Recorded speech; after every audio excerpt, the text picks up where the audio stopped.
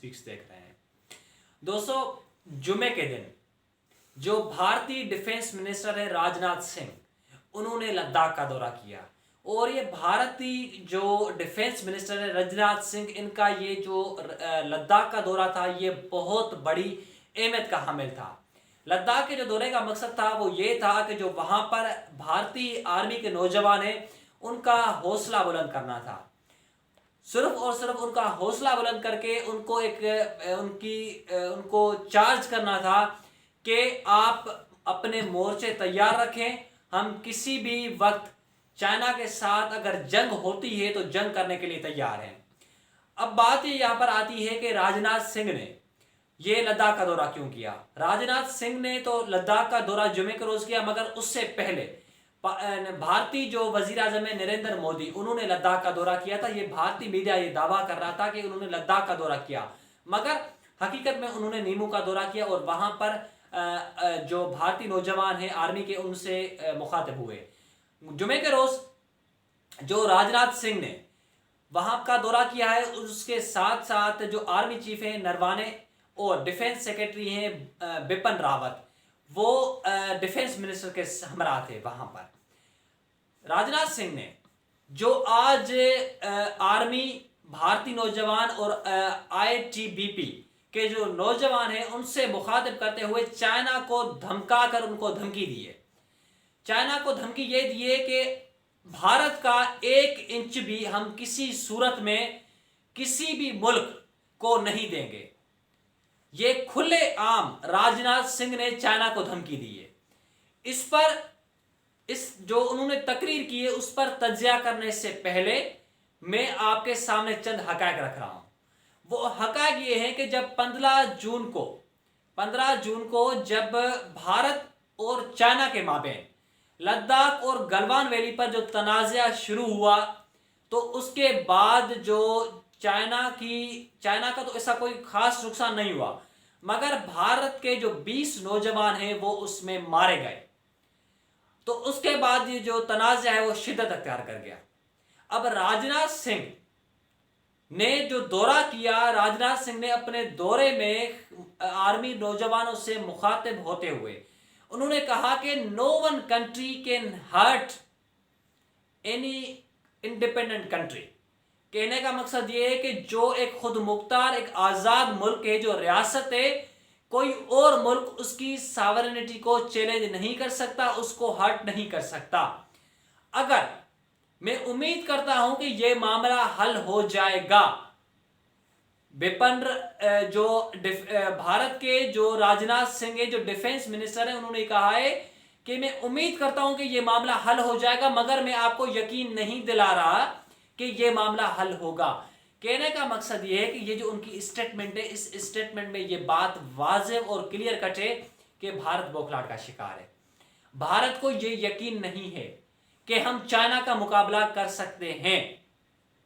आपको याद होगा कि नरेंद्र मोदी ने चाइना का दौरा नहीं किया था, मगर चाइना का दौरा तो उन्होंने पहले किया था, तब उनके मामला काफ़ी सुलझे हुए थे और दोनों ममालिक में ट्रेड की सूरत बरकरार थी। लद्दाख के दौरे में उन्होंने जिस आर्मी अस्पताल का दौरा किया था, वो बेसिकली आर्मी अस्पताल था ही नहीं, वो एक कॉन्फ्रेंस रूम था आर्मी का। ये एक भारत का जो झूठ था वो बेनकाब हुआ।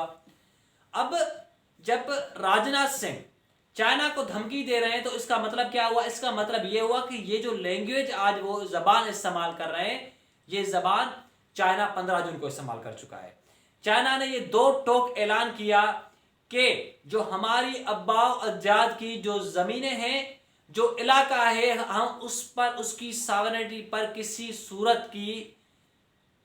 सूरत का हम कंप्रोमाइज नहीं करेंगे।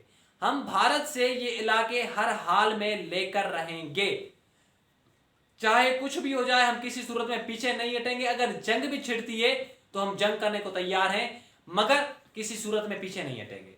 तो आज राजनाथ सिंह ने वही चाइना की जबान इस्तेमाल करके चाइना को धमकी दी है कि हम किसी भी सूरत में चाइना के साथ कंप्रोमाइज नहीं करेंगे। राजनाथ सिंह ने अपनी तकरीर में कहा कि आर्मी, दीगर इदारे और शासी लेवल पर एक बायलैटरल ताल्लुकात चाइना के साथ हमारे कायम नहीं है, मगर लद्दाख और गलवान वैली पर ये मामला चल रहे हैं। जब ये मामला गलवान वैली पर और लद्दाख पर जब ये मुज़ाकरा चल रहे हैं तो ये मामला अभी तक हल नहीं हुआ, 15 जून से अभी तक। तो इसका मतलब क्या हुआ कि जो भी अभी तक मुज़ाकरात हुए हैं चाइना और भारत के माबेन, वो मुकम्मल नाकाम हुए हैं। तो उसके बाद जब राजनाथ सिंह ने आज ये बात कही है कि मैं आपको यकीन नहीं दिलाता कि ये मामला हल होगा, मगर हम कोशिश करेंगे कि ये मामला हल हो जाए। उन्होंने अपनी तकरीर में एक और बात की है जो बड़ी अहमियत की हामिल है। उन्होंने कहा है कि चाहे कुछ भी हो जाए मगर हम अपनी जमीन का 1 इंच भी चाइना को नहीं देंगे। चाइना का उन्होंने नाम नहीं लिया, मगर उन्होंने एक इनडायरेक्टली चाइना को पैगाम दिया है कि हम अपनी जमीन का 1 इंच भी चाइना को नहीं देंगे। उसके बाद उन्होंने कहा कि जो कुछ भी हुआ हम भारत के ऊपर किसी भी तरह की आंच नहीं आने देंगे। उन्होंने ये भी कहा कि उम्मीद करता हूं कि ये तमाम तर मामलात बातचीत से हल हो जाएंगे, मगर इस मामले की मैं गारंटी नहीं उठाता। विपिन राव ने ये जो है राजनाथ सिंह ने ये बात वाज़ेह की है, उम्मीद करता हूं कि ये मामलात बातचीत से हल हो जाएंगे, मगर मैं इस बात की गारंटी नहीं उठाता कि ये मामलात वाकई हल होंगे। उन्होंने ये भी कहा कि हर सतह पर चाइना के साथ हमारे मुज़ाकरा चल रहे हैं, चाहे वो कोई भी लेवल हो, उस पर अस्करी लेवल हो, सियासी लेवल हो या दीगर इदारों की सूरत में लेवल हो, हमारे चाइना के साथ मुज़ाकरा चल रहे हैं। चाइना ने तो ये बात वाज़ेह ऐलान कर दिया, दो टोक ऐलान कर दिया कि हम किसी भी सूरत में भारत के साथ इस मामले पर कंप्रोमाइज़ नहीं करेंगे। चाइना ने ये दो टोक ऐलान किया कि हमारी जो अब्बा अजाद की ज़मीनें हैं उस पर तो हम भारत के साथ किसी भी तरीके से किसी भी मामले पर ताउन नहीं करेंगे। जो भी हुआ हम अपने हर सूरत में इलाके लेकर रहेंगे, चाहे जंग होती है हम जंग करने को तैयार हैं। चाइना ने सबसे पहले डिमांड ये की कि जो फिंगर 8 तक इलाके हैं वो हमें दिए जाएं। भारत ने उस पर खामोशी इख्तियार की। ये बात वहां पर क्लियर नहीं हो पाई कि आखिर ये इलाके किसके हैं, मगर ये बात तो पूरी दुनिया जानती है कि भारत एक स्टेप ऐसा पीछे हटकर जो फिंगर 8 तक इलाके थे वो चाइना के सुपर्द करने लगा। मगर चाइना ने बाद में ये मौक़िफ़ अपनाया कि हम इस पर कंप्रोमाइज़ नहीं करेंगे। अगर आप ये समझते हैं कि फिंगर 8 तक इलाके लेकर हम पीछे हट जाएंगे तो ये भारत की बहुत बड़ी भूल है। कहने का मकसद ये है कि चाइना ने फिर ये भी ऐलान किया कि अगर मामलात जंग की तरफ जाते हैं तो हम जंग करने को तैयार हैं, अगर मामलात किसी भी आगे सूरताल में जाते हैं तो हम वो मामलात आगे लेकर जाने को तैयार हैं, मगर जो हमारे अपने इलाके हैं वो उस पर कंप्रोमाइज़ करने को तैयार नहीं है। चाइना ये डिमांड कर रहा है, चाइना ये मुतालबा कर रहा है कि जिस तरह 1959 में उन्होंने भारत को 2 टोक पैगाम दिया था और उसको ललकारा था और भारत की ईंट से ईंट बजा दी थी, तो आज भी चाइना ये कह रहा है कि भारत की हम ईंट से ईंट बजा देंगे, मामलात से पीछे नहीं हटेंगे, मगर भारत की ईंट से ईंट बजा देंगे। ये बात तो वाज़ेह हो चुकी है कि जो भारत है वो बौखलाहट का शिकार है। भारत को पता है कि वो चाइना का मुकाबला नहीं कर सकता, मगर उसके बावजूद भी वो क्या कर रहा है कि वो दीगर ममालिक के साथ मिलकर चाइना के ऊपर प्रेशर डाल रहा है, मगर वो जो प्रेशर डाल रहा है वो अभी तक मुकम्मल नहीं हो सका। वो अभी तक ऐसा प्रेशर डेवलप नहीं कर सके जो चाइना पीछे हट जाए। अब ये बात तो पूरी दुनिया जानती है कि पूरी दुनिया के अंदर जो सबसे ज़्यादा आर्मी है वो चाइना की है। चाइना की जो आर्मी, जब जिस मुल्क की सबसे ज़्यादा आर्मी हो, आप इस बात का अंदाज़ा लगा लें, और दूसरे मुल्क की जब कम आर्मी हो। अब भारत की पूरी दुनिया में तीसरे नंबर पे आर्मी है और चाइना की जो आर्मी है वो पहले नंबर पर है। अब आप अंदाज़ा लगा लें कि पूरे एक डिफरेंस का गैप है। पूरी दुनिया की अरबों खरबों की आबादी है, उस अरबों खरबों की आबादी में चाइना की सबसे ज़्यादा आर्मी है। ये बात तो यहाँ पर वाज़ेह है कि चाइना हर सूरत में भारत से टक्कर ले सकता है, चाहे कोई और मुल्क हो, चाहे अमेरिका हो, उसके साथ सुपर पावर हो, उसके साथ टक्कर ले सकता है।